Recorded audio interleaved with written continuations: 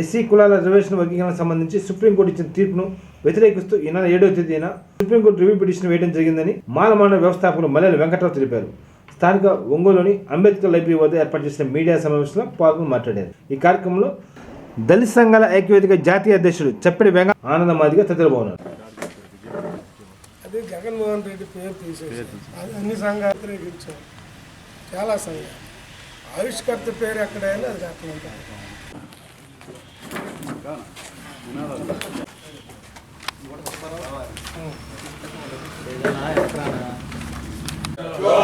जोहार doctor B R. Ambedkar, जोहार doctor B R. Ambedkar, जोहार डॉक्टर बाबा साहब अंबेडकर, जोहार डॉक्टर बाबा साहब अंबेडकर.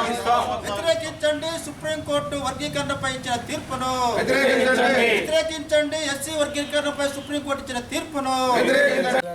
తీర్పు ఇది రాజ్యాంగాన్ని అతిక్రమించి పార్లమెంటు అధికారాలను అతిక్రమించి ఇచ్చిన తీర్పు అని భావిస్తూ దీన్ని మీడియా ద్వారా ప్రజల దృష్టికి తీసుకెళ్లేందుకోసం ఈ సమావేశం ఏర్పాటు చేశాం. ఈ చట్టంలో ముందుగా దీని పూర్వపరాలన్నీ కూడా మీకు తీసుకొస్తా ఉన్నాను. ఆంధ్రప్రదేశ్లో 2000 సంవత్సరంలో చంద్రబాబు నాయుడు ప్రభుత్వం చేసిన ఎస్సీల ఏబిసిడి వర్గీకరణకు ఈ కేసుకు సంబంధం లేదు. అసలు ఈ వర్గీకరణకు ఇక్కడున్న ఎంఆర్పిఎస్కి కానీ ఇక్కడున్న ఏ రాష్ట్ర ప్రభుత్వానికి కూడా ఇన్వాల్వ్మెంట్ లేదు. ఎందుకంటే చంద్రబాబు నాయుడు అప్పుడు ఉమ్మడి ఆంధ్రప్రదేశ్ రాష్ట్రంలో చేసిన ఎస్సీ వర్గీకరణ ఏబిసిడి చట్టాన్ని 2004 సంవత్సరం నవంబర్లోనే సుప్రీంకోర్టు రాజ్యాంగ ధర్మాసనం జస్టిస్ సంతోష్ హెగ్డే నాయకత్వంలోని ధర్మాసనం ఇది రాజ్యాంగ వ్యతిరేక చట్టం, రాష్ట్రాలకి ఎస్సీలని ఏ విధంగానూ కేటగరైజ్ చేసే అధికారం లేదు అని చెప్పి సుప్రీంకోర్టు కొట్టేసింది.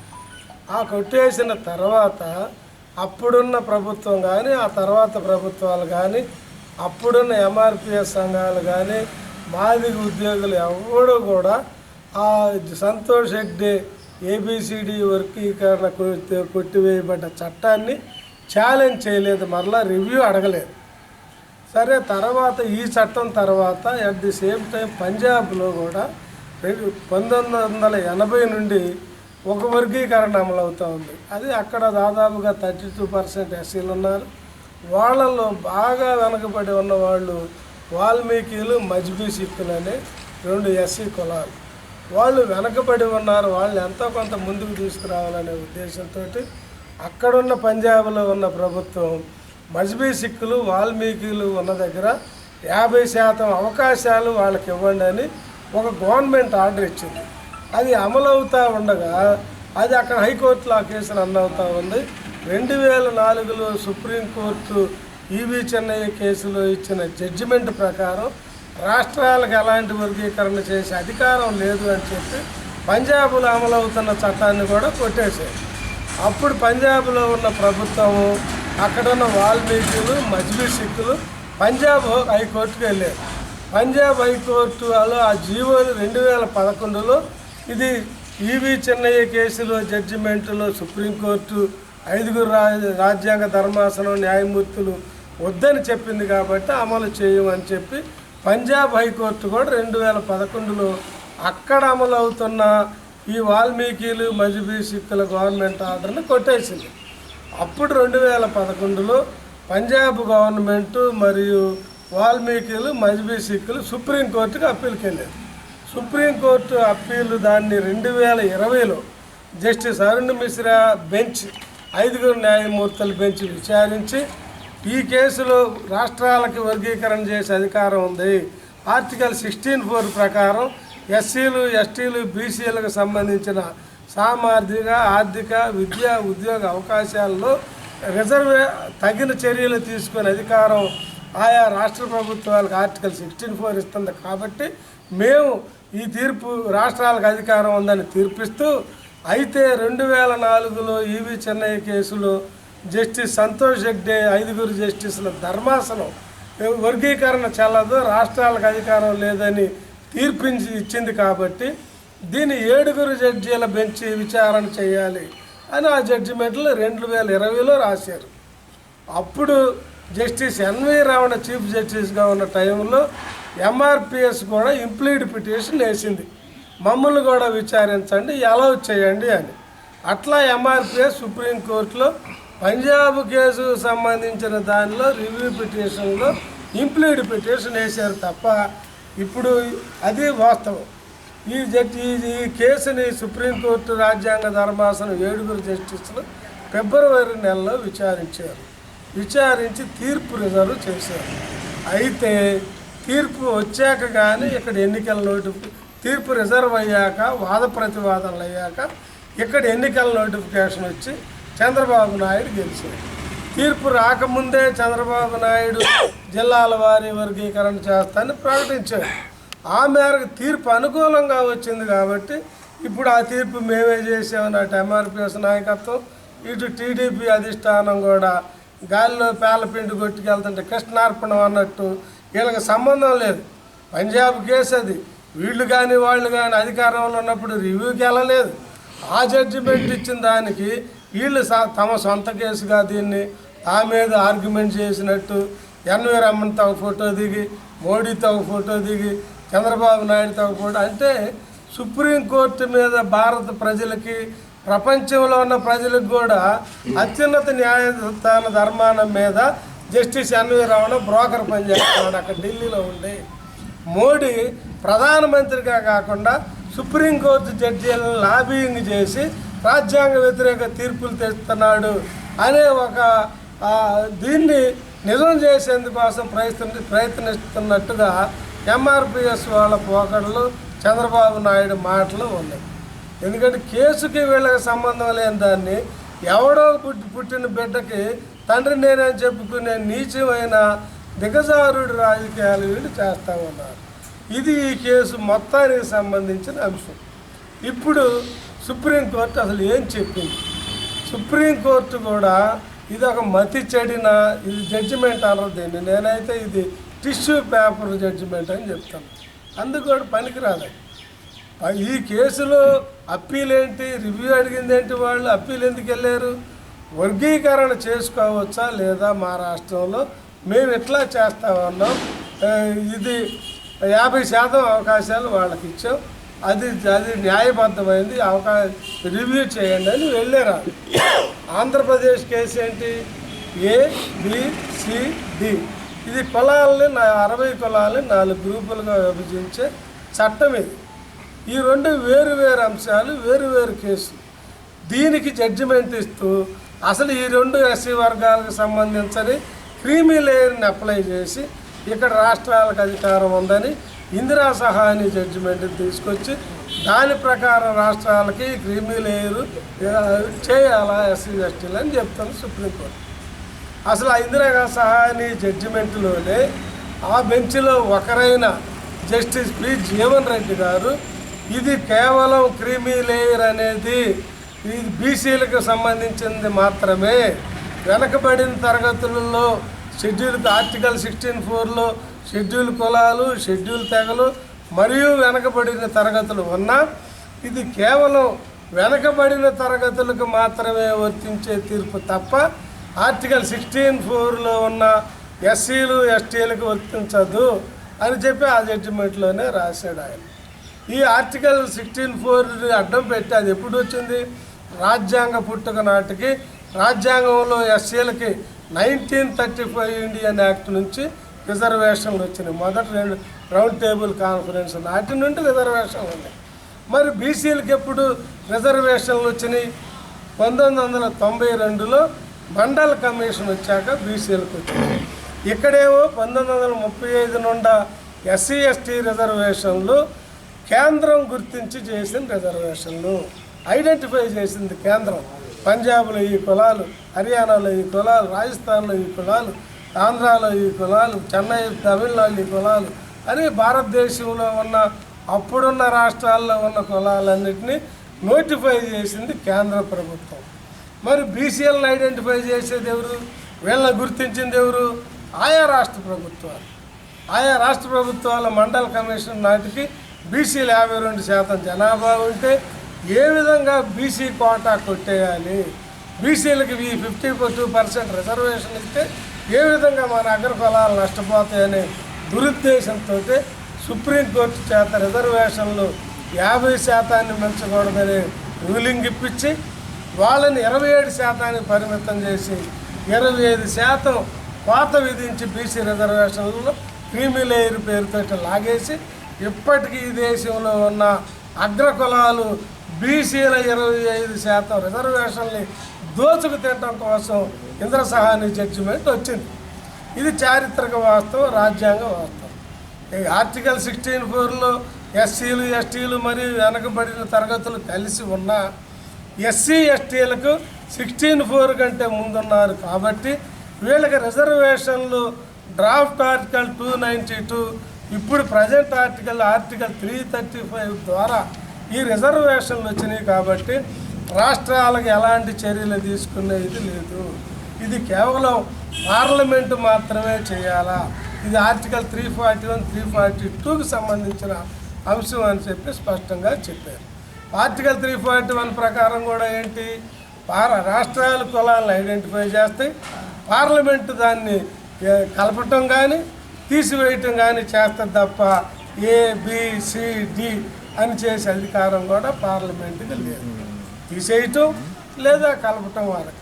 ఇంకో కొత్త వాదన సుప్రీంకోర్టు తీసుకొచ్చింది. అదేమంటే రాష్ట్రాలకి ఆర్టికల్ 162, 232, 254లో ఉమ్మడి లిస్టులో ఉమ్మడి అధికారాల్లో ఎస్సీ ఎస్టీల అభివృద్ధి కూడా రాజ్యాంగంలో ఉంది కాబట్టి రాష్ట్రాలు అధికారం ప్రకారం క్లియర్గా వాళ్ళు ఎస్సీ ఎస్టీల విషయంలో చర్యలు తీసుకోవచ్చని సుప్రీంకోర్టు చెప్పింది.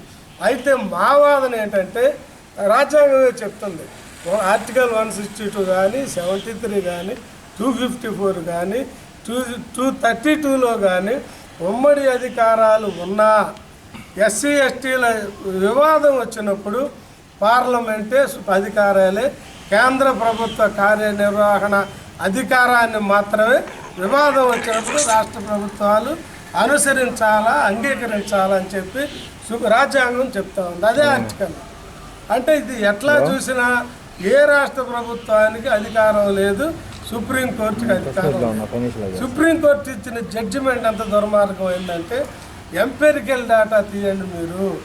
ఎవడైతే ఈ దేశంలో ఇప్పటి వరకు మొదటి తరం రిజర్వేషన్లు ఎంజాయ్ చేశారో వాళ్ళ బిడ్డలకు కానీ వాళ్ళ వారసులకు కానీ రిజర్వేషన్ రాకుండా క్రీమీ లేయర్ పేరుతో పక్కన పెట్టండి అనే ఒక దుర్మార్గమైన జడ్జిమెంట్ ఇచ్చింది. ఎస్సీలు అస్పృశ్యులు కాబట్టి ఎస్సీల ప్రయాణం, ఎస్సీల గుర్తింపు అన్టచబుల్ అని, బీసీల గుర్తింపు ఇది ఆర్థికంగా వెనకబాటుతనంతో ఉన్నారు. ఈ రెండు వేరు వేరు అంశాలు. ఇక్కడ అస్పృశ్యతతో పాటు జాతీయ వెనకబాటుతనం ఉంది, ఇక్కడ అస్పృశ్యత లేదు, వెనకబాటుతనం ఉంది. ఈ వెనకబాటుతనం మూలం కాదు, వెనకబాటుతనంలో ఎస్సీ ఎస్టీలు బీసీలు ఒకటే. ప్రత్యేకంగా నా గుర్తింపు కారణం ఏంటంటే ఇది అస్పృశ్యత గుర్తింపు కలిగిన ఈ కులాలు. అందుకే భారతదేశంలో అక్కడక్కడ ఉన్న కులాలన్నింటినీ కూర్చి ఒక షెడ్యూల్లో పెట్టారు. ఈ షెడ్యూల్లో పెట్టి అక్కడి నుంచి మీకు ప్రారంభం చేయమన్నారు. భారతదేశంలో ఉన్న దాదాపు ఇప్పుడున్న 1286 కులాలు ఒక షెడ్యూల్లో పెట్టి అందరికీ రిజర్వేషన్ ఫలాలు అవకాశాలు అక్కడిచ్చారు. అక్కడ ప్రారంభమైన జర్నీలో ఒక చోట మహర్లు ముందున్నారు, ఒక చోట మాలలు ముందున్నారు, ఒక చోట పరయాలు ముందున్నారు, ఒక చోట పులయాస్ ముందున్నారు, ఒక రాష్ట్రంలో చమార్లు ముందున్నారు, ఒక రాష్ట్రంలో మాంగులు ముందున్నారు, ఇంకో రాష్ట్రంలో దుసాదులు ముందున్నారు. ఇట్లా ముందున్నారు. ప్రయాణం అయితే అవకాశం అయితే ఒక దగ్గర ఒకరు ఇచ్చారు.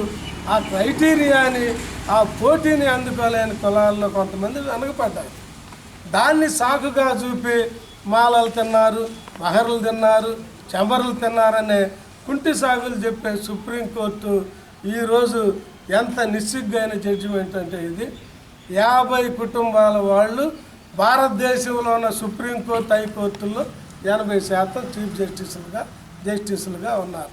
ఒక్క బ్రాహ్మణ కులం, అది 50 కుటుంబాల వాళ్ళు. అంటే అక్కడ క్రీమీ లేయర్ లేదు. ఎక్కడన్నా కనీసం మనకి 35% మార్కులు రావాలి పాస్ కావడానికి. వాళ్ళే జస్టిసులు పెట్టి ఏ పరీక్ష లేదు, ఏ ఇంటర్వ్యూ లేదు, ఏ ప్రయారిటీస్ లేవు. వాడు మెరిట్ గురించి మాట్లాడతాడు, క్రీమీ లేయర్ గురించి మాట్లాడతాడు. ఈ సిస్టమ్ రాజ్యాంగాన్ని అవహేళన చేస్తారు.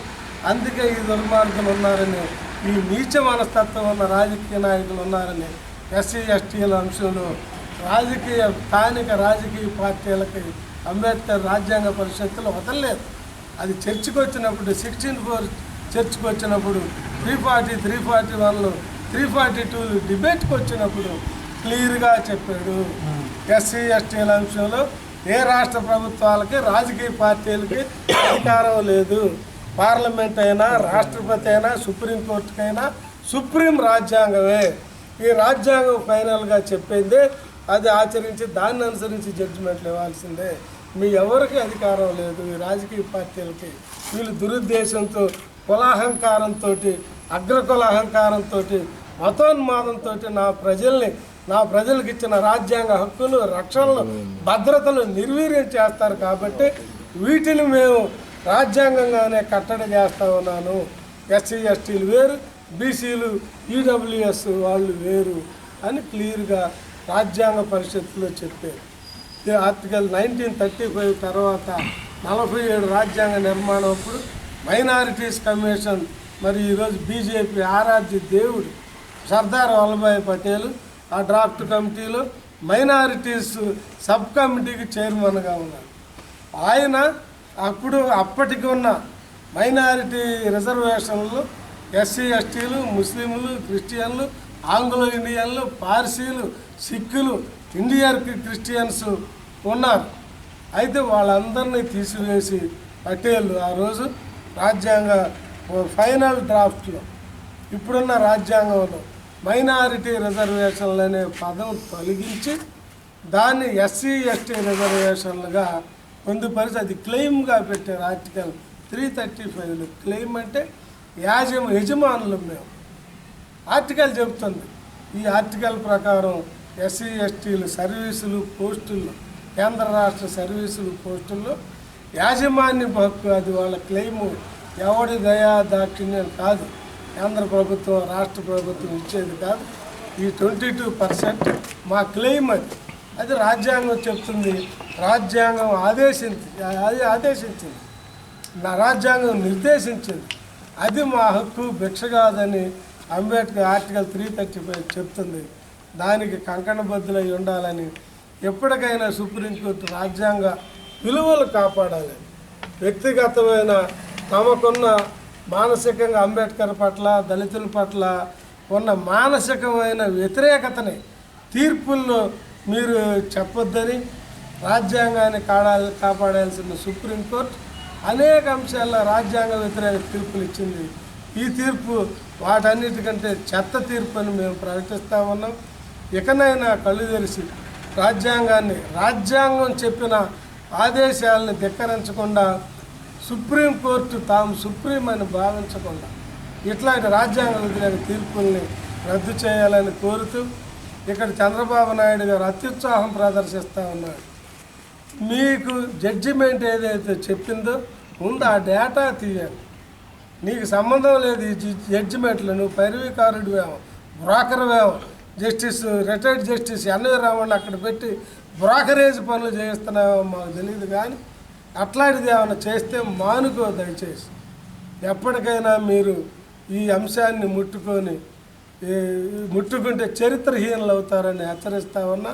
రెండో అంశం, ముఖ్యంగా మాదిగలకు మేము చెప్పేది ఏంటంటే, నా అప్పీల్ ఏంటంటే, Mala creamy layer, Madiga creamy layer, Relli creamy layer, Paki creamy layer అని 4 గ్రూపుల ABCDల క్రీమీ లేయర్ ఇక్కడ ఉండదు.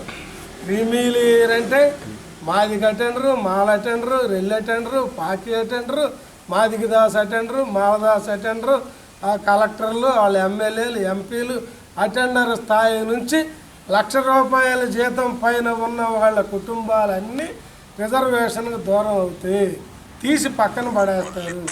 పాము తన పిల్లల్ని తానే కురిసి చంపినట్టు MRPS చేసిన ఉద్యమం ఈరోజు ఆ ఉద్యమాన్ని పోషించిన 30 ఏళ్ళకి చందాలు ఇచ్చి డబ్బులు ఇచ్చి పోషించిన మాదిగ ఉద్యోగుల పిల్లల్ని కురికి చంపే తీర్పుని ఈరోజు వాళ్ళు తెచ్చారు.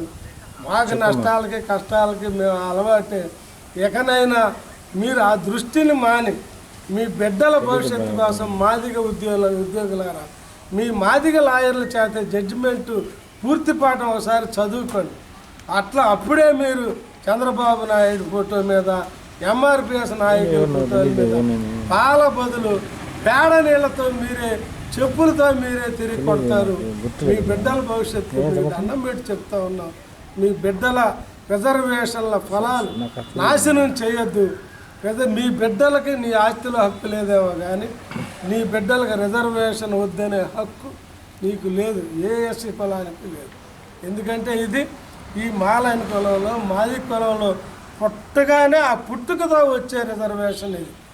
ఆస్తి వంశపారంపర్యంగా నీ స్వార్జితంగా హక్కుగా వస్తుందేమో కానీ ఇది ఆ కులంలో పుట్టిన వెంటనే, షెడ్యూల్ కాస్ట్లో, షెడ్యూల్ ట్రైబ్లో పుట్టిన వెంటనే వచ్చే జన్మతః లభించే హక్కు. ఇది హోమోజేనియస్ హక్కు. దీన్ని నాశనం చేసి భారతదేశంలో చరిత్రహీనులు కావద్దని ఎంఆర్పిఎస్ మేధావులు ఉద్యోగులకి నేను దండం పెట్టి చెప్తా ఉన్నా. నార్త్ ఇండియాలో ఈరోజు చమ్మర్ సమాజం మొత్తం ఆంధ్రప్రదేశ్ మాలల వెంట, వర్గీకరణ వ్యతిరేక ఉద్యమం వెంట నడుస్తూ ఉంది. ఒక యుద్ధం, అంతిమ యుద్ధం జరగబోతూ ఉంది. ఆ యుద్ధంలో మీరు కూడా పాల్గొని మన అందరి భవిష్యత్తు కోసం, మన బిడ్డల భవిష్యత్తు కోసం రాజ్యాంగంలో ఉన్న రిజర్వేషన్ల నుండి కాపాడుకుందామని చెప్తూ, ఈ రాష్ట్రంలో కూడా త్వరలో అన్ని సంఘాలతో మాట్లాడి ఒక జేఏసీగా ఏర్పడి నిర్ణయం తీసుకొని లక్షలాది మందితోటి విజయవాడని ముంచెత్తుదాం. మీరే నాయకత్వం వహించండి. మాది ఉద్యోగులారా, విద్యార్థులారా, మేధావులారా, మీ నాయకత్వంలో రిజర్వేషన్లని కాపాడుకొని భవిష్యత్ తరాలకు అందించే దానిలో అవసరమైతే మేమన్నీ రద్దు చేసుకొని మాదిగల నాయకత్వంలోనే పనిచేస్తాం. మన బిడ్డల భవిష్యత్తు కోసం మీరు ఈ వర్గీకరణ వ్యతిరేక ఉద్యమంలో పాల్గొనాల్సిందిగా అంబేద్కర్ వాదుల తరపున, రాజ్యాంగవాదుల తరపున, ప్రజాస్వామిక వాదుల తరపున, మాల సంఘాల తరపున మాల మహాసభ మీకు విజ్ఞప్తి చేస్తూ ఉంది. జై భీమ్.